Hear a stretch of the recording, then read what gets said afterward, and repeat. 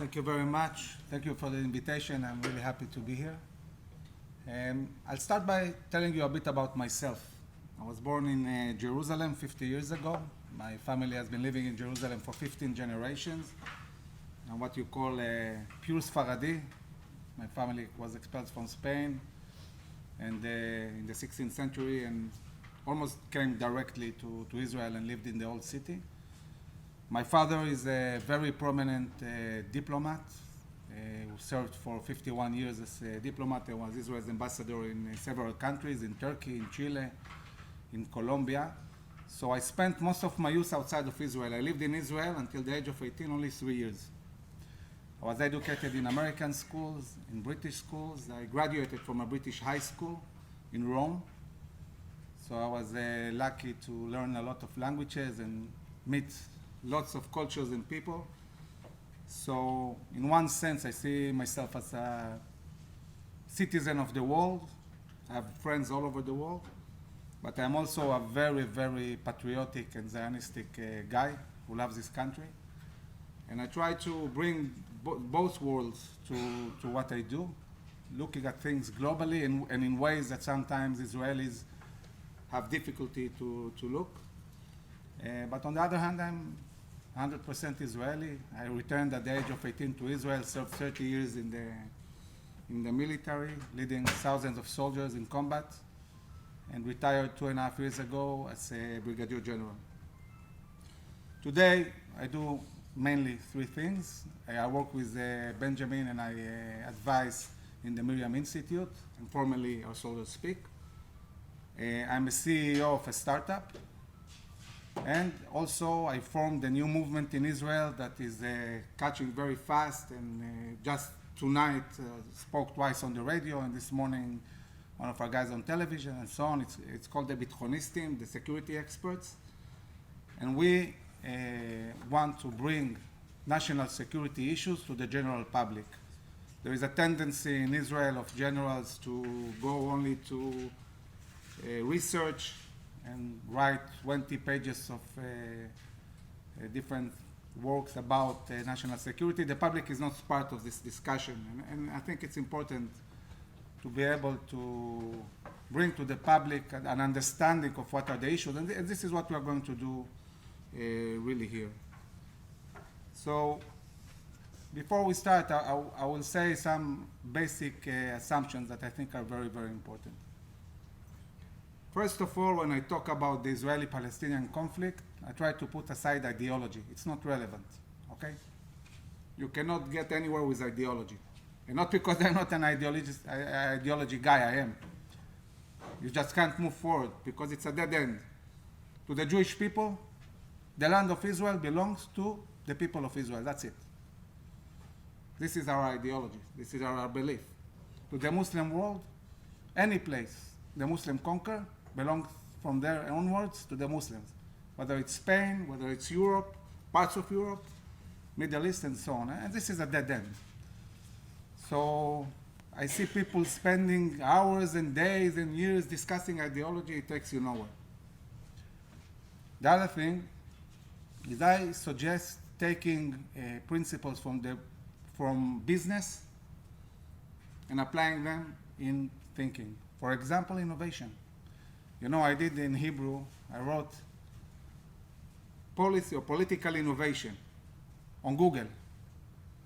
How many things did you think I found? One book in all the world that was written about political innovation. It's crazy. I mean, the world is changing in a pace that is amazing. Everything is changing around us. And yet people tend to think that once you have a certain idea or certain policy, that's it. Doesn't matter what happens in the world, let's stick to this policy. In business, you would go bankrupt within a month. This way of thinking, it doesn't make sense. And people tend to be really rigid when it comes to politics and really flexible when it comes to business. And I think you have to be flexible in both. And this is what we'll try to do today. Try to think a bit out of the box and try to understand facts. First of all, you have to understand facts. Forget about ideology. Let's talk facts. Don't try to bend facts to ideology. Don't try to bend facts to a specific plan. This is what everybody has been doing in the last 30, 40 years. Try to bend facts, ignoring change, and we'll try not to ignore change, not to ignore facts, and think whether we can find solutions and think a bit out of the box, talking about the Israeli-Palestinian conflict. So first of all, let's understand the issues around it. Well, as I said, in an Israeli perspective, what Israelis want, they want a state for the Jewish people. They look not only 10 or 20 years, but 1,000 years ahead. We ask ourselves, how much land do we need? How much space do we need? What are our security needs for the very long term? And I always say that a nation that has been around for 4,000 years should be able to at least look 1,000 years ahead. Most of the people I know tend to look a year ahead, 4 years ahead, elections ahead, 15 years ahead. No, I say 1,000 years ahead. This is the way a nation should look, especially a nation like us. So what do we need for 1,000 years ahead? Talking about natural resources, talking about space. I don't know if you know, but in 20 years, 30 years maybe, Israel will have more than 20 million citizens. Where will we live? So this is one thing from our side. The other thing is we want a Jewish state. We want a majority of Jewish people. We want a state, the only one and only state for the Jewish people. We want it Jewish, but we also want it democratic. We don't want to control or the face of other people. So this is tricky. And why it's tricky? Because this is the state of Israel, from the sea all the way to the Jordan River. How many miles? 40, 45. 45 miles, think about it.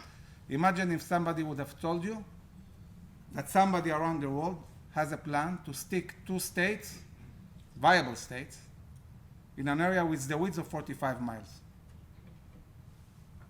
It's unheard of, it's crazy. How did we come to this? Because this idea is not viable. Well, for a minute, just for a minute, let's go 100 years back. Before the First World War, the Great War, this area was the whole Middle East.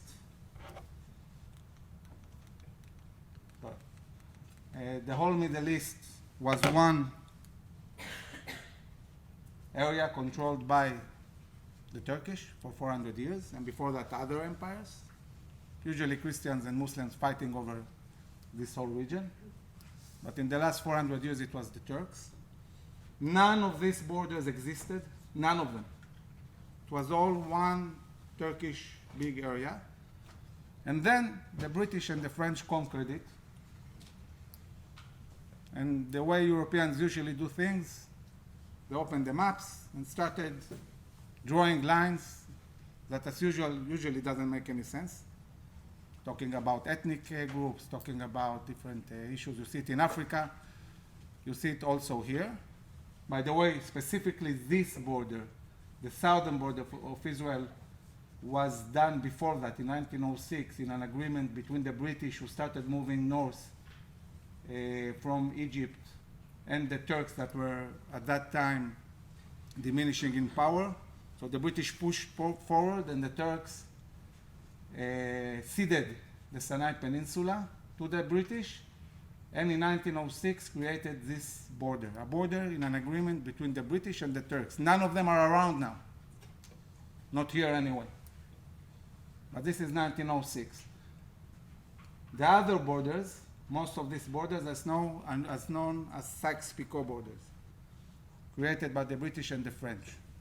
And these borders, my friends, as we speak, they are all falling apart, all of them, because they never made sense. a lot of the problems that the Middle East have today are due to these borders. And they are falling apart. And it's important to understand that. So, going back,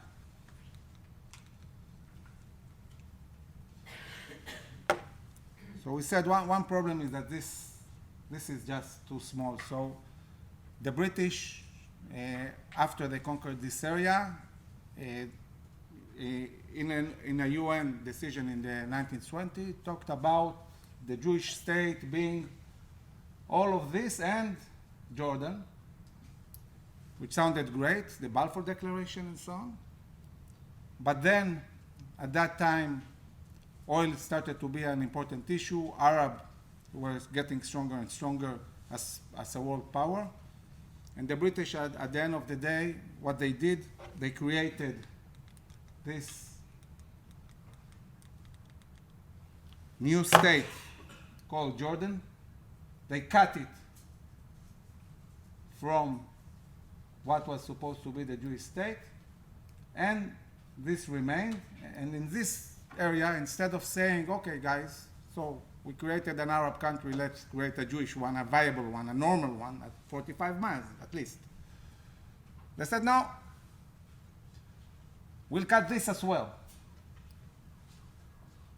And we are dealing for the last 80 years, since the Peel Convention, that dealt with how to create two states inside an area of the width of 40 miles, with an impossible situation.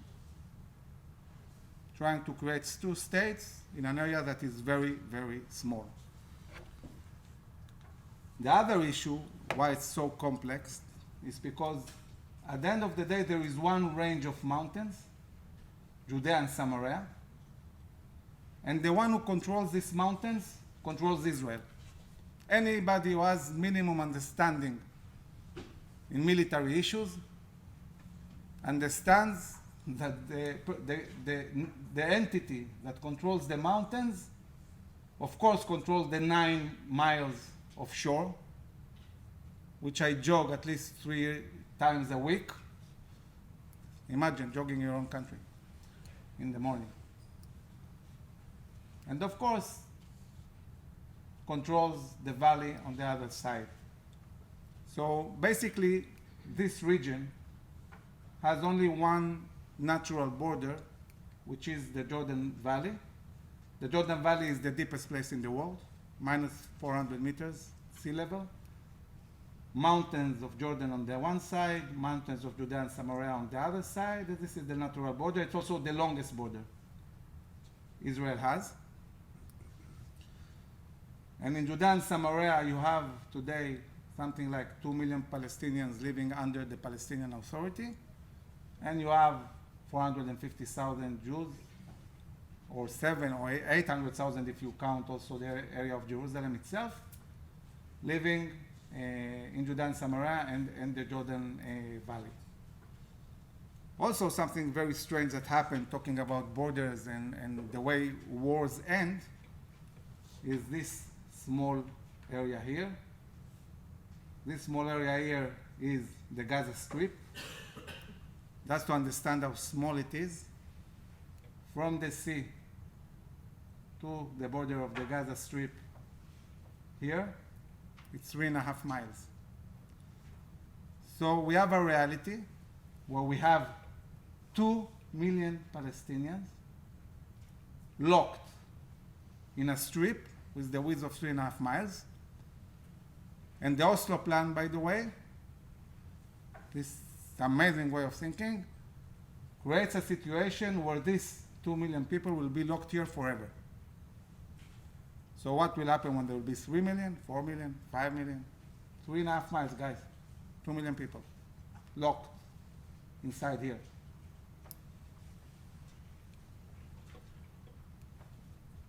When we're talking about Judea and Samaria, we also have around 2 million Palestinians.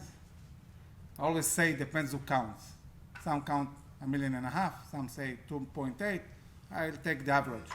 I'll say there are 2 million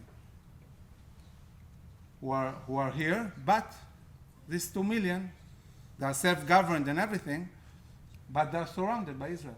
But they're not only surrounded. In order to reach the Jordan Valley, you need also the main roads. So the main roads, at least 2 main roads from Jerusalem to the Dead Sea and in the center here, are completely Israeli. And both sides of the road, it's Israeli towns. So the way Israel built this area is controlling the main roads. They are used today both by Palestinians and by Israelis, but they are surrounded by Israeli towns, and also controlling the main road, Road 60, or known as the Road of the Forefathers, that goes from south to north. So, what was Oslo idea and what's the situation today, and how it relates to Trump plan? First of all, Oslo derives its way of thinking from the peace plan with Egypt. When we did the peace plan with Egypt and withdrew from all the Sinai Peninsula, there was an agreement within this agreement that there will be a creation of an autonomy. The Palestinians will be autonomous in Gaza, and in the parts they control in Judea and Samaria, they will have self-governance. So the idea of autonomy started in the peace plan with Begin. In 1992, Rabin, when he ran for elections from the Labour Party, he embraced this idea, basically, and set 3 terms around the initial of Oslo. And by the way, a week before he died, he gave his last speech in the Knesset, and he said 3 things. He said, I have 3 principles. Without them, there is no peace. 1, there is no partition of Jerusalem. And he said, if there is somebody who talks about a partition of Jerusalem, I prefer war than peace. Second thing he said, the Jordan River will be forever, or the Jordan Valley, because it's not only the river, will be forever the border of the state of Israel in order for Israel to be viable. And the third thing he said, Israel will always retain control of this area, talking about security. So basically, these 3 principles that Rabin pushed forward meant that really the only thing that can really happen here is an autonomy. Surrounded by Israel, the airspace is Israeli, the security control is Israeli. If they want to go out or in, they go through Israel. It's an autonomy. And in Gaza, the beginning was thinking about an autonomy, but eventually Gaza today became a state. Gaza has a government, although it's Hamas. It has military, although they are terrorists. It has complete self-governance, and it has recognized borders. It's only one problem with Gaza, it's really small. But in any other sense, we're talking here today about a state, which by the way is a completely different state and government from the self-governance of the Palestinian Authority. This is Hamas, this is Palestinian Authority, 2 completely different entities, completely different education, completely different ideology. 2 different things. We have to understand reality. We said before at the beginning, let's talk reality. This is reality. Okay? So, after Rabin was murdered, and in the last 10 to 15 years, a new way of thinking grew in Israel. And this way of thinking said the following. We want to be a democracy. We don't want to have 2 million people that we surround them. We want separation. This is the term. So there is only one way to do separation. It's full withdrawal from all of Judea and Samaria, all the way to the 67 Green Line, which leaves Israel with 9 miles, which leaves Israel with a complete control of the Palestinians of the area that controls Israel, so we have to rely on them, and connects this area all the way to Iran. So basically, they can move hundreds of thousands of jihadists, anything they want, in. I talked about the dangers of bending facts in order to suit it for an idea. What happened here, people said, listen, this whole issue of Palestinians, Israelis is only about this part of the land. If we give them this land, that's it. The Messiah will come, there will be eternal peace, so why worry about security? So part of the movement I created says, listen guys, that's not the case. We cannot go all the way and remain here with 9 miles. We need the Jordan Valley, we need freedom of operation, therefore we need also the towns. And yes, we don't want to have a situation where we have to annex 2 million Palestinians. We do want the Palestinians to have a state, so let's think out of the box. So 1 minute of talk about Trump's plan. Trump's plan adheres basically to everything I said now. It recognizes the rights of Israel in Judea and Samaria. It's important, our historical rights. It recognizes that Jerusalem belongs to Israel. It recognizes the security needs of Israel. It lets us almost immediately apply the Israeli law in the Jordan Valley and in all the towns in Judea and Samaria, all this without touching the areas in control of the Palestinians. So basically the Trump plan sets an idea of a state minus or something else. I would say like 2 half states. Half a state here, a very small one, and something that is not really sovereign completely. No army, no airspace, landlocked, and so on, and this is what Israel needs. So looking at it from the Palestinian side, and in the long term, not a great deal. Looking at it from the Israeli side, pretty much a win. It sets the needs of Israel 1,000 years ahead, and this is important for us. So the real question is, can we think about an idea that it won't be only a win-lose for Israel, but a win-win?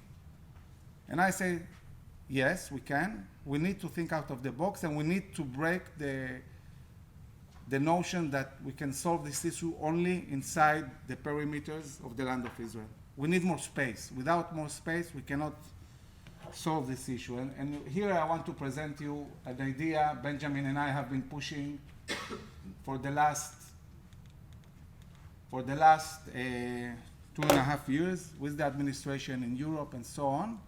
And to understand the idea, I want you to look at how Egypt and Israel look at night.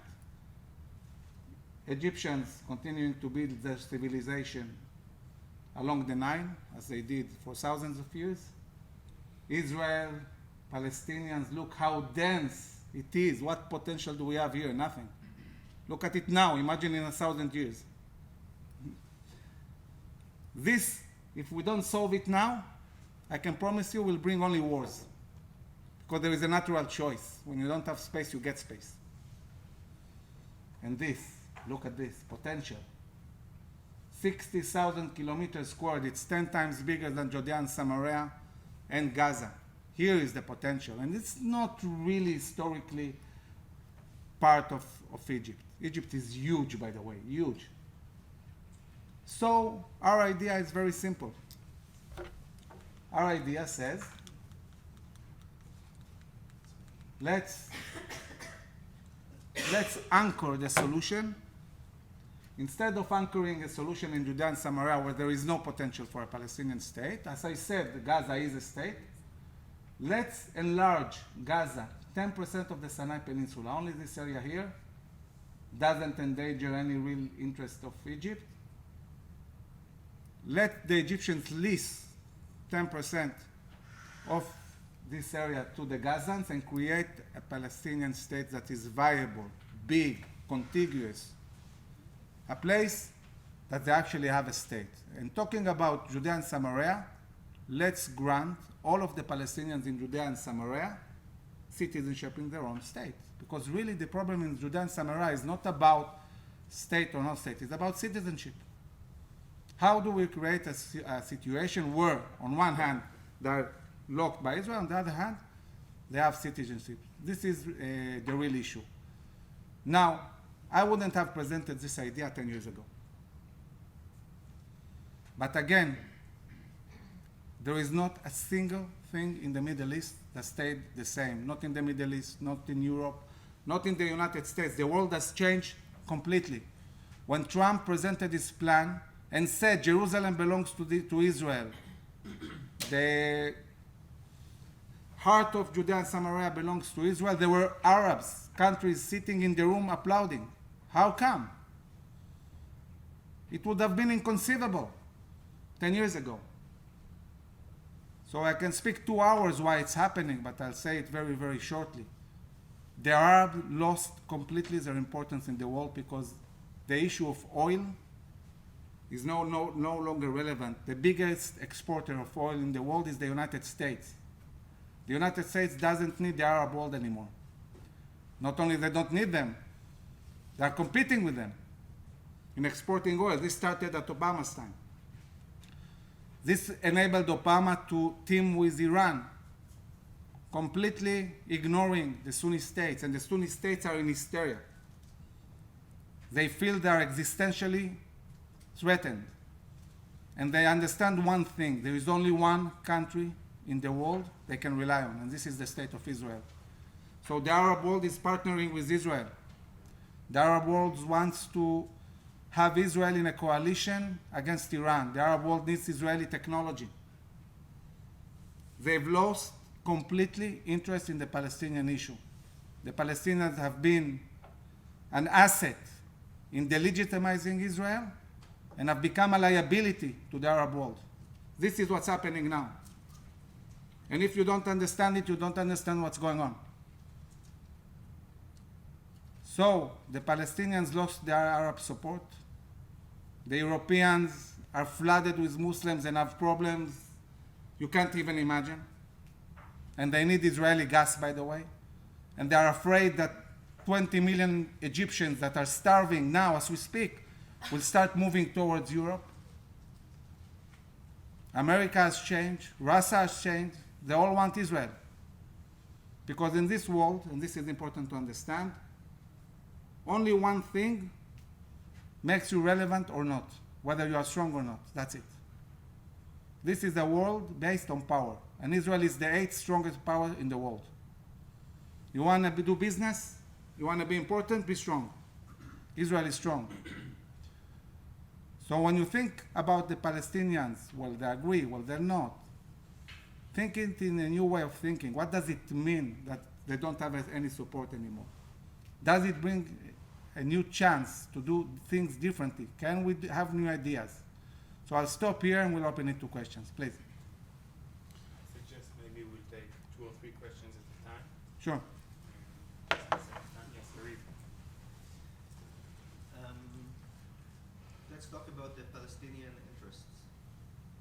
The Palestinians also look at their history, the history that they think that they have. Doesn't matter what we think, not what they think that they have.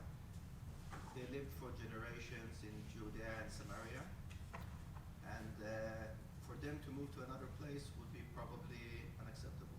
Okay, let me answer that, okay?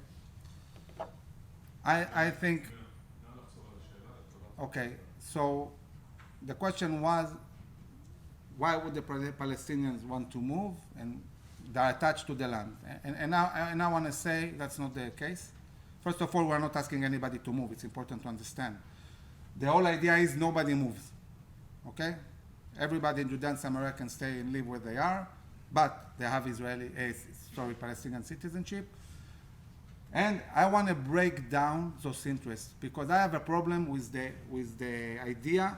It's like saying we Israelis have interests or we Jews have interests. Palestinians are not monolithic. And I want to break down and explain what the real interests are of the Palestinians. First of all, looking at Gaza, and these guys are trapped by Hamas. I don't know if you saw the Palestinian polls. They are talking about 70% of the people wanting to emigrate. Now, this is surprising to you. The whole Muslim world is on the move. On one hand, we say, wow, these Muslims, they are really attached to the land. Really? Which land? European land. They are attached to Germany. They are all on the move. I don't know if you know it, but at the moment, the Egyptians are blocking the Rafah crossing, the only way Palestinians have to go out, and they let 50,000 people leave each year. Surprise, surprise. 50,000 people get out of Gaza and never return. Each year, 50,000 people leave Gaza and just go. Some to Europe, some to look for work in Saudi Arabia. Looking at Judea and Samaria, what are the real interests of the Palestinians? 100,000 Palestinians work every day in Israel. They earn 3 times more than what they earn in the Palestinian Authority. You know what Israel's GDP is? $45,000 per capita. It's more than Britain, it's more than France. We're an economic power. In the Palestinian Authority, it's 3,000. 3,000, 45,000. Where do you think they want to do business? So basically, what's going on in Judea and Samaria is that many of the people are fed up with the Palestinian Authority. They say, we want to engage with the Israeli society and economy. But it's the Israelis who don't want to make them citizens. So we have to find a win-win. A win-win is giving them the honor, the nationality they need, the fact that they have a state on one hand, but also in the long term maybe even become Israeli, not citizens, but residents. They want this. So if we create a viable state in Gaza and the northern part of the Sinai Peninsula, this gives us a lot of opportunities how to solve things in Judea and Samaria. It's a whole new game. You need to think about it in context. There is a Palestinian state. Now let's talk about the arrangements in Judea and Samaria. It's a whole new game. For years we said that people in Gaza should go to Egypt, why Egypt doesn't help them. We are closing our borders, but they are not opening their borders either. Why would that change? Yes, so I think that. So why would Egypt agree?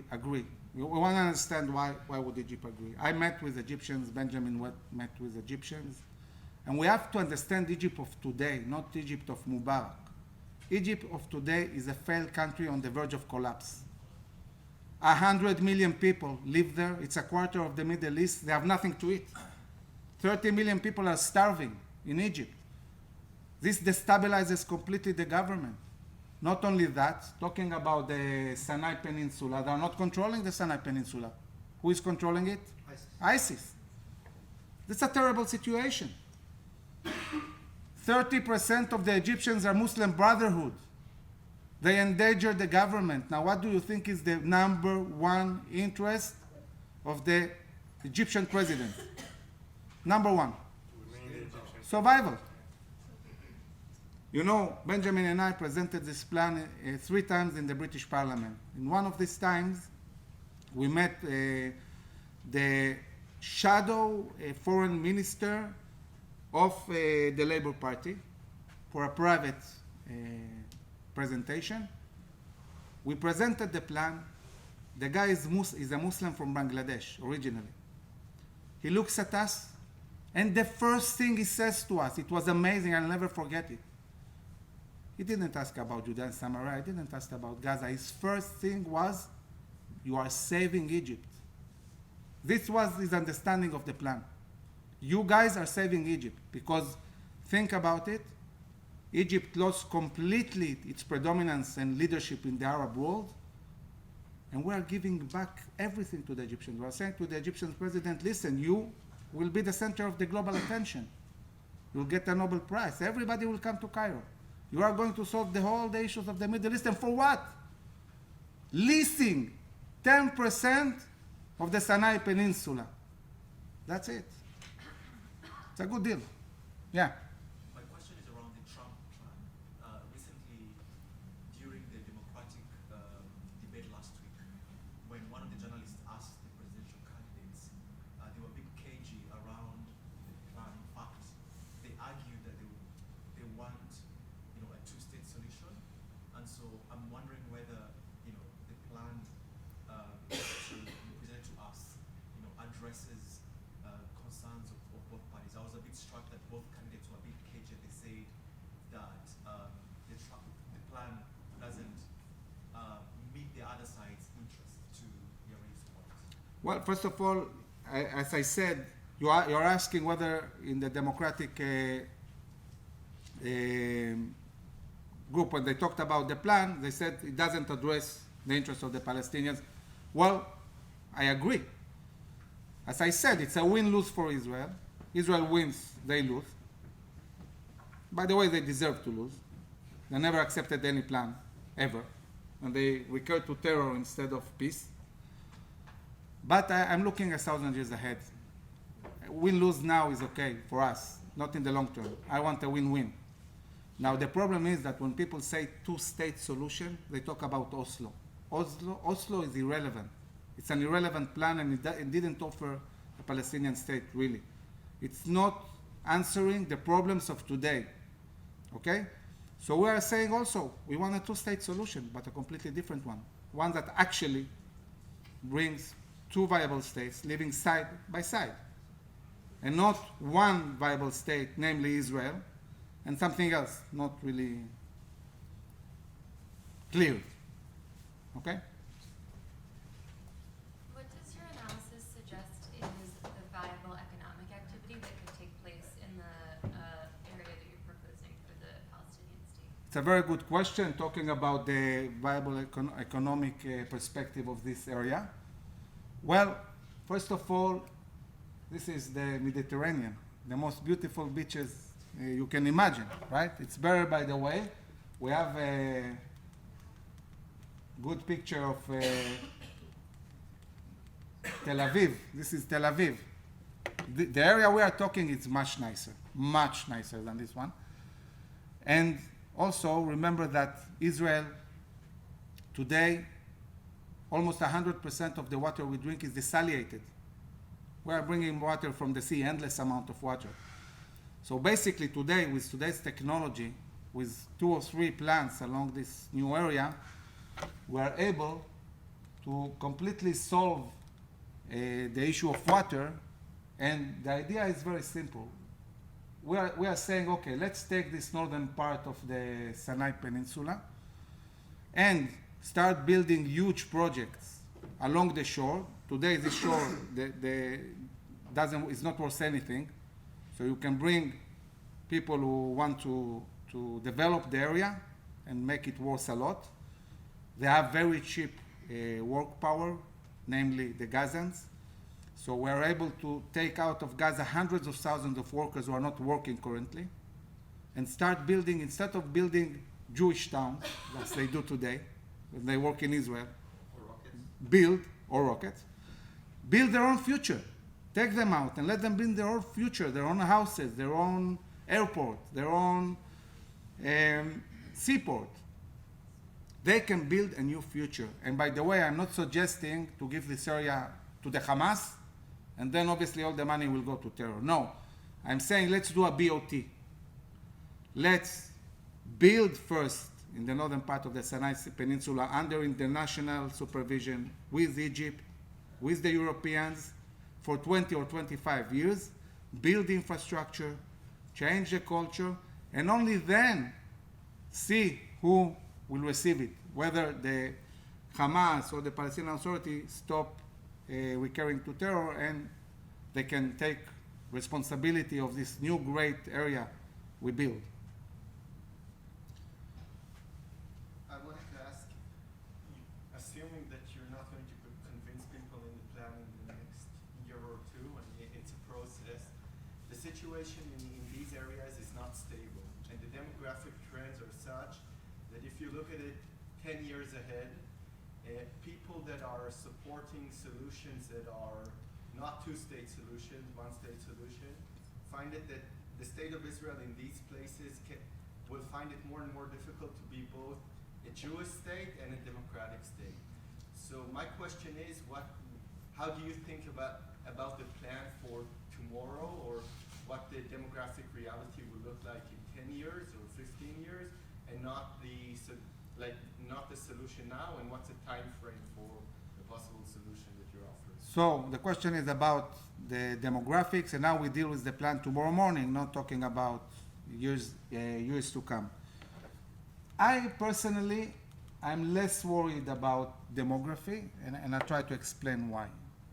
Usually people, when they want to scare us with demography, they say, listen, in this small area, there are 6 million Jews and 6 million Arabs. Sounds problematic, okay? But let's break it down for a minute. This is not part of the demography. This is another state. Gaza is another state. It's not part of the demography. So a third of this number is out. It's not relevant to talk about it at all. It's not part of the game, okay? So we are left with 4 million.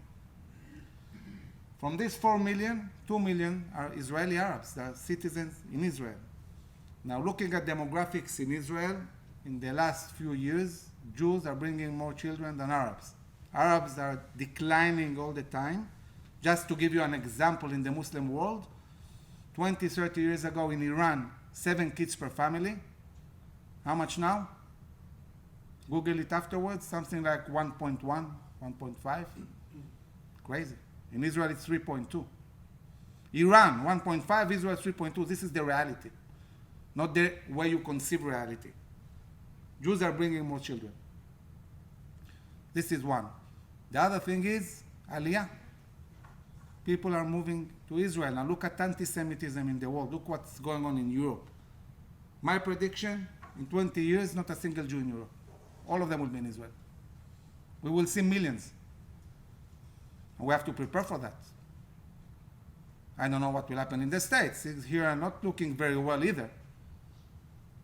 So I would say that looking at the amount of children Jews are bringing in Israel and the perspective I see talking about people emigrating, Jews emigrating to Israel, situation is not bad. And then, last but not least, the 2 million Palestinians here. As I said, it's not a question of demography, it's a question of citizenship. It's not about how many people there are, it's about their citizenship. So what the new state solution does, it solves the citizenship, and then what does it matter how many people there are? They have Palestinian citizenship. They're not going to vote in the Israeli Knesset. So I'm changing the problem from defining it as a demography problem to define it as a citizenship problem. They have citizenship, but they don't have governance over themselves? No, they have governance and kind of Palestinian citizenship. I mean, a Palestinian that lives under the Palestinian Authority has a Palestinian passport. Okay, they are citizens. Now, it's important to understand, and this is my biggest problem with talking about solutions, that when talking about security, security is really rigid. You cannot play with it.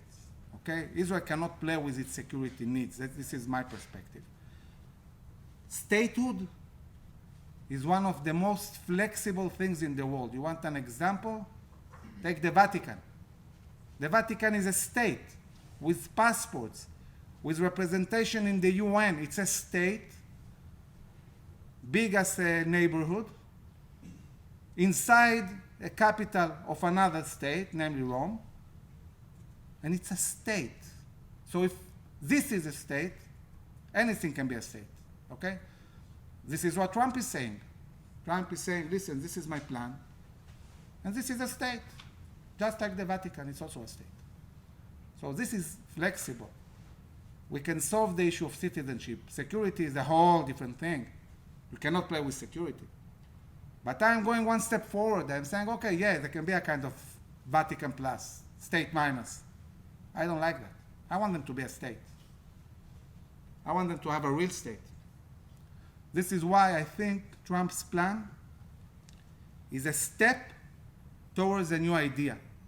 It's not a final solution, but it's it's doing something very important. It's saying to the Palestinians, listen guys, wake up, it's over. You are not going to be overlapping Israel. This is what you want to do. You want to be Israel. It's not going to happen. That's it, it's over. You need to calculate again and we'll find for you a solution. No Jerusalem, no full control of Judea and Samaria and so on. You need to think again. And this will be what will happen eventually. The old leaders, the oldest terrorists they brought from Tunis, looking at Abbas, 84 years old.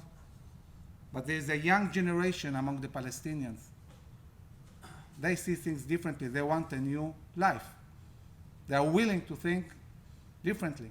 And especially talking about money. If the money goes to Gaza and the Sinai Peninsula, leadership will go with it.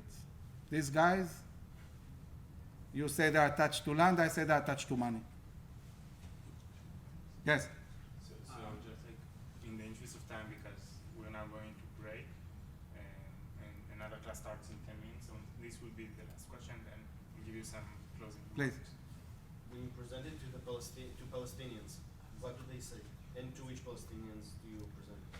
Well, we are talking to Palestinians, and I can tell you that many of them are pretty much excited. They think about it economically. They want a good life. I can tell you that the society overall wants to live, you know. They have very bad leaders, and they need a change in leadership. But when you talk to the people, people are interested. The other thing is that you have some future leaders who see it as an opportunity. They see an opportunity to engage with the United States, to get funded, to build something new and different. And these are guys that recognize Israel's right to exist in secure borders. I understand they need to be realistic. So I said, not relevant to talk about ideology, but be realistic. And I think these guys, the young ones, are more realistic than ideologists. It's a good change. We have to be optimistic about that. So guys, thank you very much. I think you heard some out-of-the-box new ideas. And my main message to you is think like startup, think business, think innovation. We are in the 21st century. It's all about being innovative, being bold, and it's all not only in business, it's also in stateship. So thank you very much.